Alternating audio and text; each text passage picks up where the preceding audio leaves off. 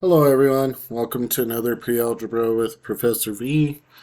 So today we want to go ahead and take a look at multiplying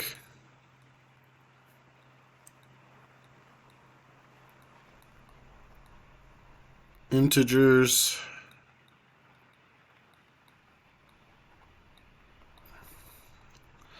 Okay, so multiplying integers.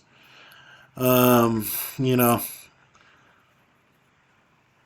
I was trying to think to myself why one of these rules applies.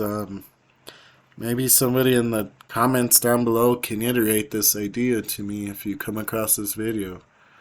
But there are some basic rules that we need to look at, okay?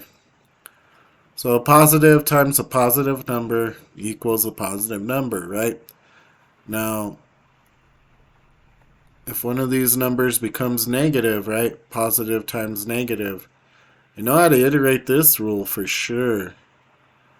These become negative, okay? And I'll show you some examples on why these become negative, right? But I'm really trying to think of how you represent negative times negative being positive.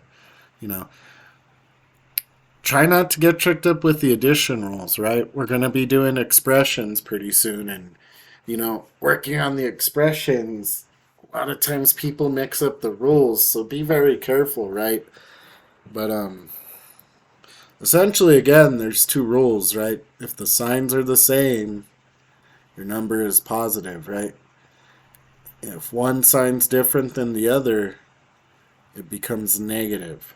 But, you know, we're not going to practice this one, so I'm going to check it off as we've done it. Let's go ahead and start with a negative times a positive.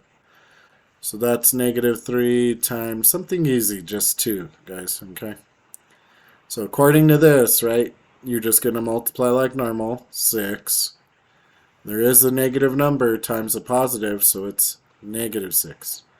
And the reason for something like this, right, negative 3 times 2, well, you got to remember that this is repeated addition, right? This is negative 3 plus negative 3. Since both the signs are the same, we simply add them, right? Red counters with red counters. Maybe you borrow $3 from your friend, and then you borrow another $3, so you owe $6, right? So that completely makes a lot of sense to me, right? Repeated addition. We practice this stuff, right? Maybe we haven't practiced adding negative numbers to themselves, right? But it essentially is what it is. Now for this, let's say it was 3 times negative 2, which is a little odd to represent, right? But it's still going to be multiply the two numbers, 6, right?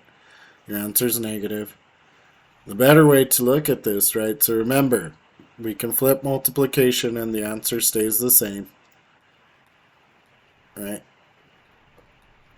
And basically what this says is negative 2 plus negative 2 plus negative 2, right? And that'll be negative 2 plus negative 2. So if I add two red counters to my red counters, two red counters, I'm going to have 4. If I add two more red counters to that, I'm going to have negative 6 counters, right? So again, this hopefully makes a lot of sense, right? It's repeated addition of negative numbers. But the negative times the negative, I've been trying to think of how we could represent this. And nothing's really coming to mind, you guys, right? I was thinking maybe we could try subtraction, right? Repeated subtraction on this, but, nothing really makes sense to me. The way that it's mostly taught, right, is the negatives cancel each other out. So, yeah, I don't really have a way to show you guys this, unfortunately. You're just going to have to kind of accept the rule. I wish there was some logic I could apply to this or some picture, but, nothing really comes to mind. Um, Because normally it would be -3 plus -3, right? But since it's -2, right, these end up becoming positive. So, it is what it is, you guys. Until I get an example, if you have something, please share it with me. I would love to know more on why this is what it is, right? But until then, we're just going to have to stick with the rule, right? A negative times a negative will be a positive. So, in my experience, multiplying and dividing integers is a little bit simpler, assuming you know your multiplication chart, right? Assuming you know how to actually just multiply and divide. So, it's simpler because in the fact, right, is you're just counting, right? You're just counting. Oh, that's a negative and a positive, so my answer must be negative. That's a positive, that's a negative. Oh, there's one negative and a positive, so this must be negative. And if they're both negative, okay, well, it goes back to positive, right? So, I don't want to like oversimplify this, but that's essentially how it works, people. So, you know, hopefully this has brought you some value, right? You're gonna have to practice the skill, right? I'm sure this video won't solidify everything, right? But a good math book like OpenStax, where they have the answers to the odd problems, super helpful because you could practice the odd ones and see if you're doing it right. And this will apply if it's even something like, -23 times 9, right?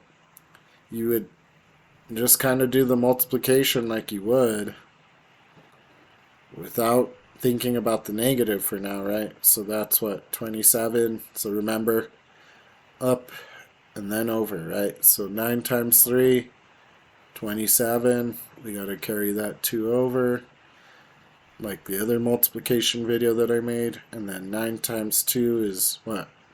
18. Add the 2, 19, 20. But it's not just 207, right? We have one negative multiplying a positive, so it's actually -207. Alright, so I hope you guys liked this video. I hope it brought you some value. Comment down below if you have the answer to my problems, right? Comment down below if you have any other problems with linear algebra, quadratics, right? Any of that good stuff, and I could jump ahead and make some videos. Other than that, I will see you guys in the next video, and I hope you have a great day. Bye.